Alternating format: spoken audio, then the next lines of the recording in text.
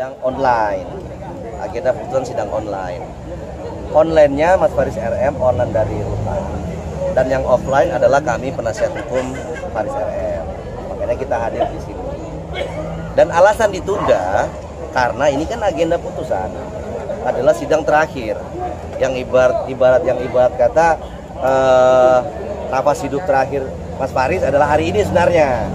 Makanya karena ini sidang terakhir ya kita mintanya offline yang dimana Mas Faris harus hadir untuk mendengar secara langsung tidak lewat online.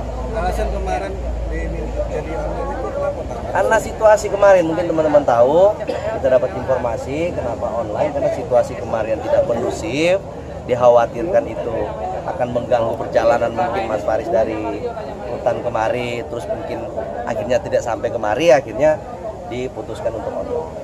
Ya, namun karena ini akhirnya adalah putusan yang berkata sidang terakhir, ya kita harapkan untuk ini sidang offline, Mas Faris harus hadir kemari, makanya ditunda untuk minggu depan sidang offline, baik penasihat hukum maupun terdakwa Mas Faris sendiri hadir di persidangan. Bang, kesiapannya sendiri menghadapi putusan dari Om Faris RM sebenarnya seperti apa? Ya kalau yang tadi saya sampaikan, kalau Mas Faris sendiri emang sudah dengan siap dengan segala situasi, apapun yang terjadi, apapun putusan yang diberikan kepada Mas Faris, ya Mas Faris sudah siap untuk menerimanya. Dan tidak ada penolakan kalau berdasarkan permintaan Mas Faris ke saya bahwa udah bro, apapun putusannya, kalau direhab alhamdulillah, kalaupun diputus pidana penjara, mudah-mudahan sudah tidak usah ada banding. 6 tahun. 6 tahun. Apa? Tanpa rehabilitasi lah kalau dari jaksa penuntut umum. Apabila di penjara yang Ya kalau Mas Faris kan sendiri dia sudah membuka baik dalam pembuktian kami bahwa dia adalah pengguna yang bermohon kepada negara, khususnya kepada majelis hakim untuk mendapatkan perawatan medis agar dia segera sembuh dan berhenti lagi dari segala obat-obatan ini. Tapi kalau misalnya ternyata majelis hakim berpendapat beda, ya kan itu kewenangan mereka, bukan kewenangan kita. Ya namun harapan kami ya berdasarkan fakta persidangan, saksi-saksi yang dihadirkan juga dan saksi ahli yang kami hadirkan ataupun saksi charge atau saksi memberatkan yang dihadirkan jaksa penuntut umum kan tidak membuktikan bahwa Mas Faris itu terlibat dalam peredaran narkotika. Yang terbukti adalah Mas Faris adalah pengguna atau korban dari penyalahgunaan narkotika, yang kalau secara undang-undang narkotika memang sudah sewajibnya negara memfasilitasi para korban penyalahgunaan narkotika untuk mendapatkan perawatan medis seperti itu. Jadi harapan kami ya majelis hakim mempertimbangkan itu dan akhirnya putusannya rehabilitasi buat Mas Faris sendiri seperti itu. Berarti artinya optimis untuk rehab ya Bang? Tidak? Oh, kalau kami tetap optimis. Kalau kami tetap optimis. Optimisnya yang tadi saya bilang, alasannya bukan karena alasan yang mengada-ngada atau alasan yang dibuat-buat, tapi memang fakta persidangan seperti itu. Apa? Namanya tadi udah saya kirimkan tadi ya? Nggak ada tidak kurang apapun lah. Untuk istri sering menjenguk juga. Kalau untuk istri sering, bahkan sering bawa makanan. Iya benar.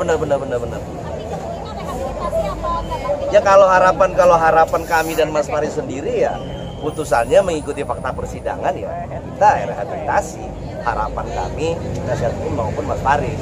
Karena kita tidak mengetahui, nggak ada bocoran lah kalau apakah hukumannya seperti apa kan seperti itu. Itu kan kewenangan dari majelis hakim dalam hal ini untuk memutuskan.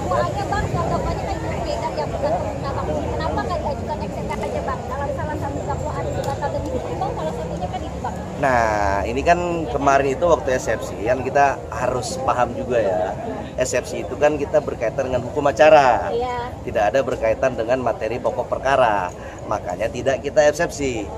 Karena buat apa juga kita eksepsi, orang secara hukum acaranya berjalan dengan normal dan lancar kan, makanya kita kemarin bantahnya di pembuktian. Karena sharing penggunaannya bisa ditutup sebagai pengedar ya Bang. Betul, kalau itu kan maksudnya pertanyaan gimana? Ya kan 0,3 makanya kan bebarengan itu kan bisa disebut sebagai apa namanya? Bukan pengedar? Pemakai. Nah, kalau itu kan yang kita sampaikan dari awal. Kalau secara kronologi dan secara cerita terdakwa dan juga para saksi, kan seharusnya Mas Faris ini adalah pengguna atau korban dari penyalahgunaan narkotika. Kalau karena alasannya apa? Saksi juga tidak pernah mengatakan bahwa Mas Faris menawarkan barang narkotika ini untuk dijual atau menawarkan kepada orang lain. Nah, itu kan yang kalau sempat dibaca ya di pledoi kami penasihat hukum maupun di duplik kami, itu yang saya bilang, kegagalan dari tim kepolisian waktu awal sampai dengan tim kejaksaan dalam hal ini, mereka kan yang diberikan tugas sama negara untuk melakukan penyelidikan dan penyidikan. Kegagalan mereka untuk menangkap opung, kalau teman-teman dengar saksi memberitahukan bahwa barang itu dapat dari mana, orang dinama opung yang di daerah Jakarta Utara, akhirnya menumbalkan Mas Faris yang seharusnya pengguna menjadi dianggap sebagai pengedar, kan seperti itu. Ya kan dibuka kemarin di persidangan. Itu kalau opung siapa opungnya ya kita nggak tahu. Itu kan dibukanya bahwa barang-barang tersebut itu dapatnya dari opung. Ya kan berarti kalau secara langsung kita mengatakan bahwa opung itu adalah pengedar. Bahkan Denny sendiri yang bareng dengan Mas Faris, mantan supirnya Mas Faris, mengatakan bahwa emang barangnya dapat dari opung kan. Dan itu kan masuk dalam kesaksian. Bang, hanya menegaskan lagi Bang, tanggal 11 Mas Faris RM dan Deoliva akan hadir ya? Iya, sidang putusan. Okay.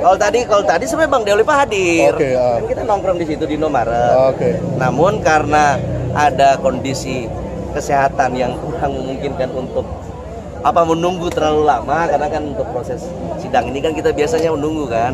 Nah, beliau katanya mau berobat dulu, akhirnya pulang duluan. Seperti itu sih tadi sampaikan ke saya seperti itu. Oke, makasih ya Bang. Oke. Siap. Siap.